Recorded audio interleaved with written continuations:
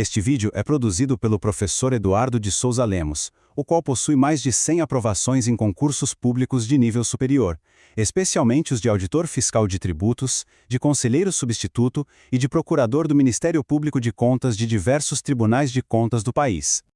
Venha fazer parte dessa jornada. Aqui você encontra conteúdos completos em Direito, Contabilidade, Administração Pública, Administração Financeira e Orçamentária, Matemática Financeira, Estatística, Orçamento Público, Auditoria Governamental, Política, Controle Externo e Legislação Específica. As videoaulas são desenvolvidas com clareza, objetividade e rigor conceitual. Caminhe comigo, vamos aprender juntos com método e propósito. Seja muito bem-vindo! Se gostar do conteúdo, dê um joinha.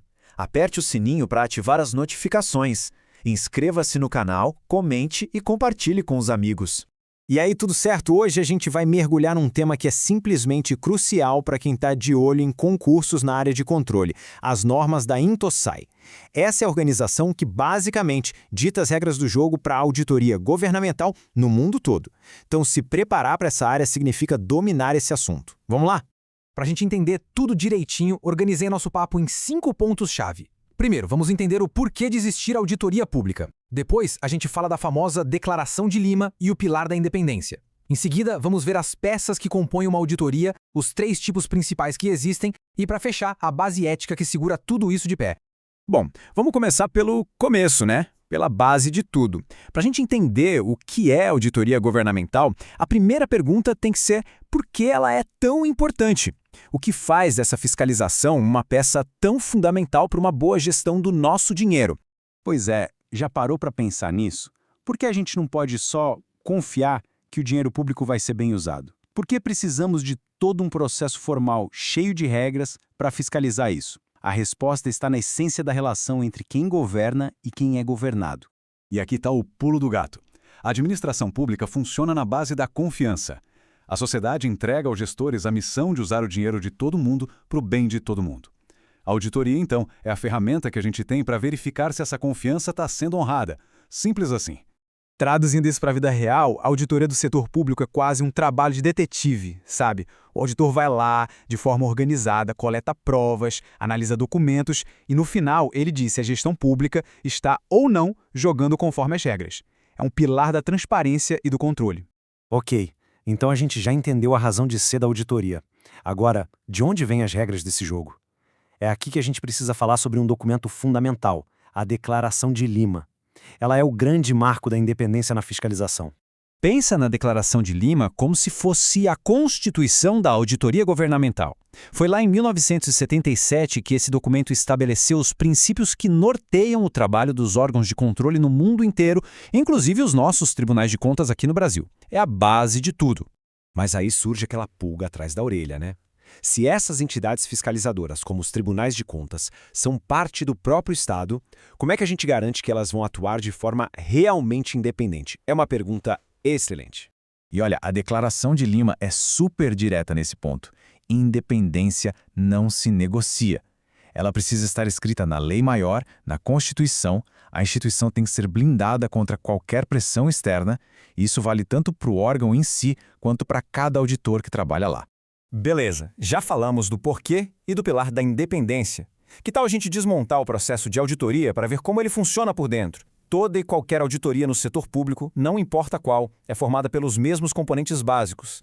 Para facilitar, imagina um triângulo. Em cada ponta tem um personagem dessa história. Numa ponta está o auditor, na outra o gestor público, que é a parte responsável, e na base, adivinha quem está? Os usuários da informação, ou seja, nós, a sociedade. Essa relação de 3 partes é o que define uma auditoria. Agora que a gente já sabe quem são as partes envolvidas, vamos ver os diferentes sabores de auditoria que existem. Apesar de todas seguirem os mesmos princípios, elas podem ter focos bem diferentes. Basicamente, a gente divide em 3 categorias principais. Dá uma olhada nessa tabela. Ela resume tudo. Basicamente, temos 3 tipos de lupas que o auditor pode usar. A auditoria financeira foca nos números, para ver se as contas fecham. A de desempenho olha para os resultados, para ver se o serviço está sendo bem entregue. E a de conformidade confere se as regras e leis foram seguidas. A auditoria financeira é tipo o selo de qualidade para as contas do governo. O objetivo dela é chegar e dizer, olha, sociedade, pode confiar nesses números que estão sendo publicados porque eles refletem a realidade. Ela aumenta a confiança que a gente tem na informação financeira. Já a auditoria de desempenho, essa vai muito além dos números. Ela quer saber se o dinheiro que a gente paga em imposto está realmente gerando valor. Ela pergunta, estamos gastando o mínimo possível? Estamos fazendo o máximo com os recursos que temos? Estamos alcançando os objetivos que foram prometidos? São os famosos 3Es: economicidade, eficiência e eficácia. E por último, mas não menos importante, a auditoria de conformidade. Essa é a xerife da história. O foco dela é um só: verificar se o gestor público está andando na linha, se está cumprindo as leis, as regras do orçamento, os contratos. É a auditoria da legalidade. Certo, a gente já viu o processo, os tipos, mas o que é que liga tudo isso? O que garante que tudo funcione como deveria? É aqui que entra o alicerce de tudo, a cola que une todas as peças, o fundamento ético do auditor. Isso aqui é basicamente o DNA de um bom auditor. Não adianta nada ter a melhor técnica do mundo se não tiver ética, independência, integridade e aquela desconfiança saudável que a gente chama de ceticismo profissional. É isso que dá credibilidade e valor a todo o trabalho de auditoria. E para a gente fechar, fica aqui uma provocação para a gente pensar junto. Se os órgãos que fiscalizam fazem parte da mesma estrutura do Estado que eles estão fiscalizando, como é possível garantir uma independência real, na prática?